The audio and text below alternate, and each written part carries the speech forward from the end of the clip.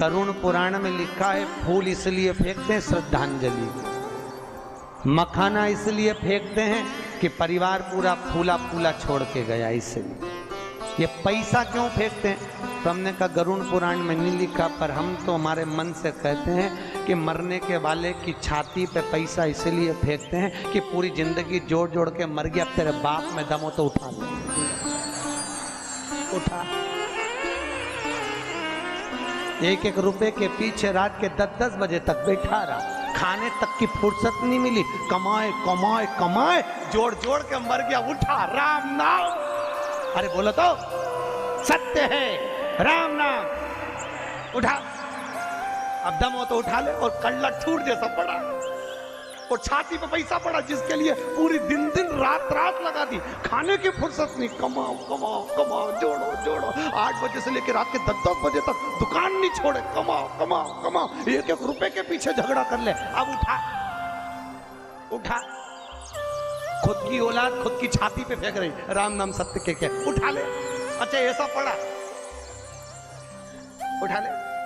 अब तो नाक में भी रुई धरी, उठा।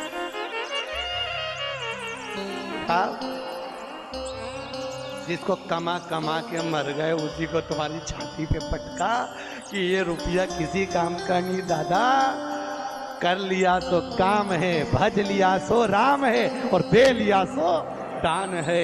ये शिव महापुराण की कथा यही सीख देती है। इसलिए तो शंकर जी शमशान में बेफिक्र होकर रहते हैं कि अलमारी हो तो चाबी लगाना पड़े, अपन तो खुला छोड़ो और घूमने चलो। क्या मतलब? आग लगे बस्ती में, अपन रहो मस्ती में।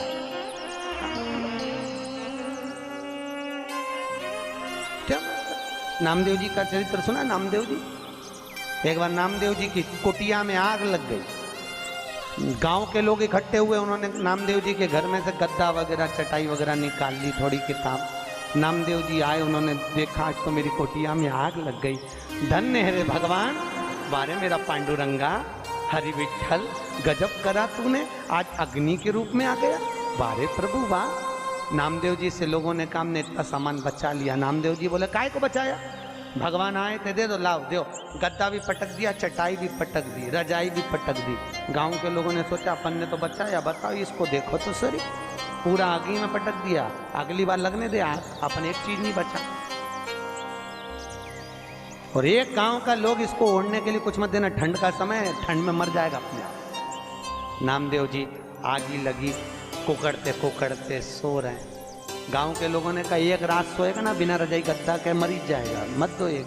गांव के लोगों ने दिया ही नहीं, सब चले गए, इसको सबक देना जरूरी है। नामदेव जी रात को सोए, भगवान ने सोचा अग्नि के रूप में भी मेरा दर्शन करा इस नामदेव ने, मेरा भगत है, ऐसा ठंड में उकड़ उकड़ के मर जाए क्या मतलब। भगवान रात को आके मखवल का गद्दा बिछा के, मखवल की रजाई, सुंदर तकिया, सुंदर झोपड़ा बना के भगवान ने उसको सुलाया। गांव के लोगों ने सोचा चलो चल के देखे जिंदा है कि मर गया। जो जाके देखा वे तो मखवल के गद्दे रजाई में, 1 नंबर झोपड़े में सो रिया। नामदेव जी को जगा के गांव के लोगों ने पूछा क्यों इतना जोरदार झोपड़ा किसने बनाया, महल जैसा? कौन आया था, तुम्हारा रिश्तेदार? नामदेव जी बोले हाँ। एक रात में बना गया? हाँ भैया नामदेव, तेरा रिश्तेदार झोपड़ा अच्छा बनाया है, ऐसा झोपड़ा हमारा भी बनवा दे। नामदेव ने कहा लगाओ हाथ। अभी तुम्हारे घर में आग लगाओ, वो बना के जाएगा। प्रैक्टिकल तो करो, करो तो सच। आदमी कितनी मेहनत करा वो नहीं दिखता, परंतु ये महल कैसे बनता है, ये इतना माल कैसे आ गया, ये कैसे हो गया? अरे भाई मेहनत लगाओ, आग अपने अपने घर में भी लगाओ, अभी आएगा रात के बनाने, लगाओ, करना पड़ता। भजन नहीं करो तो भगवान मिले। शिव करुणा सागर शंकर ने, देवराज भगवान शंकर के शिवलिंग का स्मरण कर कर शिव में समाहित हो गया, प्राण छूट गए, शंकर के धाम गया। महत्व वर्णन करता है कि बिंदुक नाम का ब्राह्मण था जिसकी धर्म पत्नी का नाम था चंचुला देवी। क्या नाम था? चंचुला। एक होती है धर्म पत्नी, एक होती है पत्नी। ये चंचुला जो थी ये धर्म पत्नी नहीं थी, ये पत्नी। धर्म पत्नी और पत्नी दोनों में जमीन और आसमान का अंतर होता। धर्म पत्नी पति को धर्म के पथ पर लेकर जाती है, धर्म पत्नी पति को शिव महापुराण तक लेकर जाती है, और पत्नी पति को सिनेमा घर तक लेकर जाती है। अंतर। पत्नी पति को शॉपिंग मॉल तक लेकर जाती है, पत्नी पति को मायके तक लेकर जाती है, और धर्म पत्नी पति को कहती है चलो सालसर भवन में कथा चल रही है, चलो। रोज प्रतिदिन कहती है। आपसे निवेदन है 7 दिन में 1 दिन धर्म पत्नी का फर्ज अदा करना। और शिव महापुराण की कथा कहती है धर्म पत्नी का फर्ज ये भी है कि पति को धर्म के पथ पर लेकर आ, और अगर पति कथा में नहीं आ रहा हो तो जितनी कथा यहाँ सुनो उतनी कथा घर जाके सुनो। यही बात हमने पूना में मंगलवार पेट में कही थी कि जितनी कथा यहाँ सुनो घर जाके सुनाओ। एक नई नवेली बहू तीसरे दिन कथा में आके बोली गुरुजी आज मेरा सेठ कथा में आया है। मैंने कहा बहन मिलवाना हो। आखिरी में वो बेलपत्र लेने आया तो हमने पूछा भैया 3 दिन कथा में नहीं आया, आज चौथे दिन कैसे आया? उसने कहा गुरुजी रात को 9 से 12 सुनने से अच्छा है दिन में 2 से 5 सुन लूं। ये पूरी रात बैठ के तुम्हारी कथा सुनाती रहती है। आपसे भी निवेदन है, आप भी प्रतिदिन नियम बना लो, जितनी यहां से सुन के जाओ बस चरण दबा दबा के जी वो सीवर वाला महाराज बोला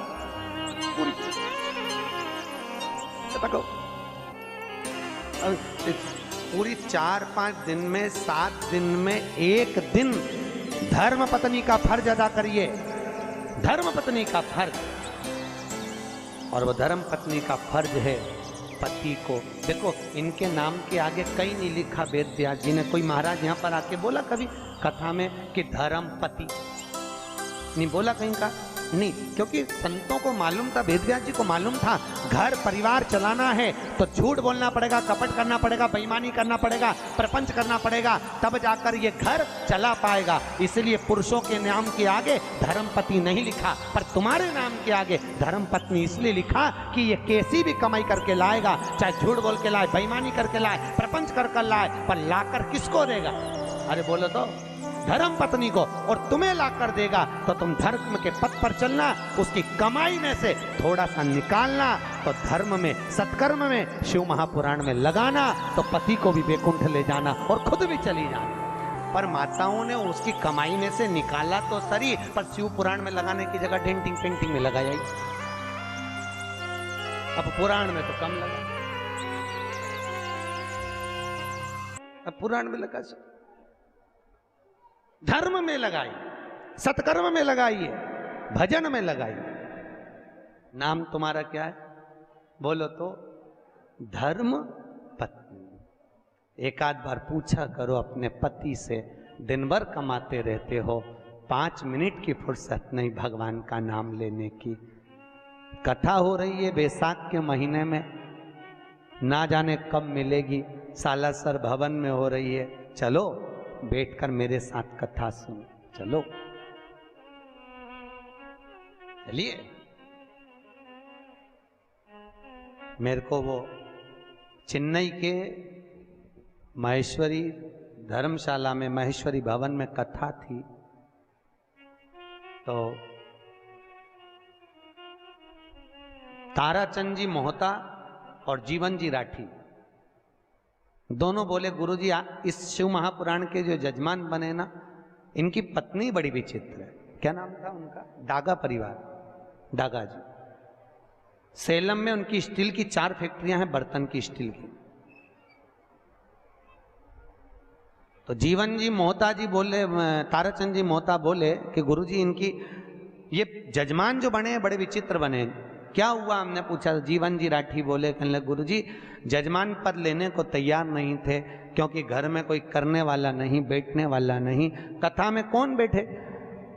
तो पत्नी ने पति से कहा स्वामी समाज के लोग कथा करा रहे हैं, शिव महापुराण की कथा है, उसके यजमान पद लेना। भागवत के यजमान बनना सरल है, पर शिव महापुराण के यजमान बनना कठिन है। हम इसलिए अग्रवाल जी को बार बार धन्यवाद देते हैं। तो जीवन जी बोले, गुरु जी हमने इनसे कहा, इन्होंने अपने पति से कहा, पति ने मना कर दिया, फैक्ट्री से फुर्सत नहीं, समय नहीं। बेटे से कहा तू बैठ जा कथा में जजमान बन के। बेटा बोला पापा मेरे को फुर्सत नहीं, ऑफिस कौन संभालेगा, एक ही लड़का। इतने में पत्नी को गुस्सा आया और पत्नी ने कहा, स्वामी ये बताओ तुम कथा में नहीं बैठ सकते यजमान बन करके, तू बैठ जा, मैं पैसा दे देता हूं जजमानी का, जितना भी लगे तू बैठ। पत्नी कहने लगी मैं तुम्हारे बिना नहीं बैठूंगी, पर ये बताओ स्वामी, वो डागा जी की पत्नी कहती है मुझे ये बताओ कि मैं अगर मर जाऊंगी तो तुम ऑफिस में से कितने दिन छुट्टी रखोगे, वो बताओ। पति कहने लगा फालतू की बात करती है तू, क्यों ऐसी बात कर रही है, नहीं मुझे बताओ कि मैं मर जाऊंगी तो छुट्टी कितने दिन की रखोगे। कभी आप लोग चेन्नई जाएं तो जीवन जी वहां पर, जीवन जी राठी वहां के अध्यक्ष हैं, आप उनसे पूछना, चेन्नई महेश्वर से, आप बताओ कितने दिन छुट्टी रखोगे।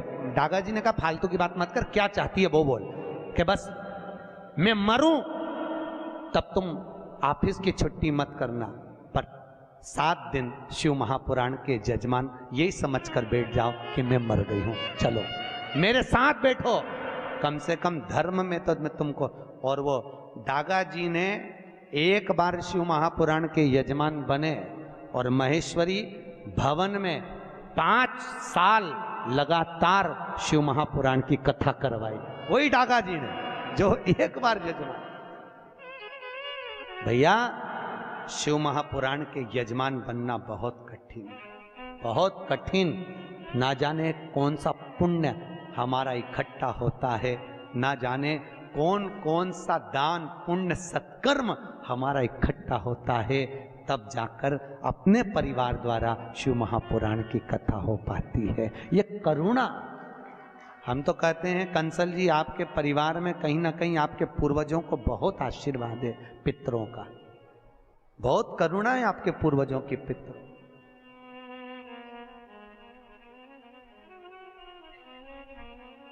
और कथा भी लेने आए तो हमारे वो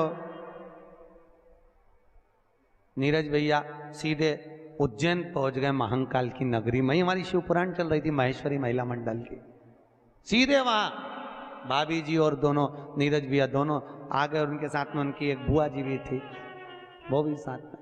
कहे गुरु जी कथा लेना है, हमने कहा कहाँ लेना है, कहे गुलबर्गा। कौन सी कथा लेना है, कहे शिव महापुराण। हमने पूछा ये बताओ शिव पुराण का मन में किसकी आया, पहले ये बताओ। तो क्या हमारे पापा के मन में बहुत है शिव महापुराण। हमने कहा समझ गए, हमने कहा ये शंकर के शिवलिंग से चिपक गए और ये फेविकॉल का मजबूत जोड़ है, एक बार जो लग गया शिव से फिर वो छूटता नहीं, जो लग गया शंकर छोड़ता नहीं। और हम तो आपसे भी कह रहे हैं, मौका मिले शंकर की कथा को श्रवण करने का, बाबा महेश की कथा को श्रवण करने का, भगवान शिव की शिव महापुराण श्रवण करने का, एक क्षण की देरी ना करें, सुनो, क्षण भर सुनो, आधी में पुनि भले थोड़ा सा। बिंदु की धर्मपत्नी चंचुला देवी धर्म से दूर थी, सत्कर्म से दूर थी, भगवान की कथा से दूर थी। बिंदु को जो कमा कर लाता वो चंचुला देवी को देता, पर चंचुला का चित्त नहीं लगता। एक दिन बिंदु धन तो लाया, प्राण छूट गए, पर चोरी का धन लाया था, इसलिए प्रेत योनि में चले गया। प्रेत योनि में चले गया, भटकता रहा। चंचुला देवी को लगा क्या करूं, अब चंचुला देवी बेधव्य हो गई, विधवा हो गई, क्या करा जाए। पूरे नगर के लोग मिलकर आनंद से काशी विश्वनाथ की नगरी में दर्शन करने जा रहे हैं। कहां जा रहे हैं, जम के बोलो, काशी। काशी जानते हो, सब जानते हो, ठीक।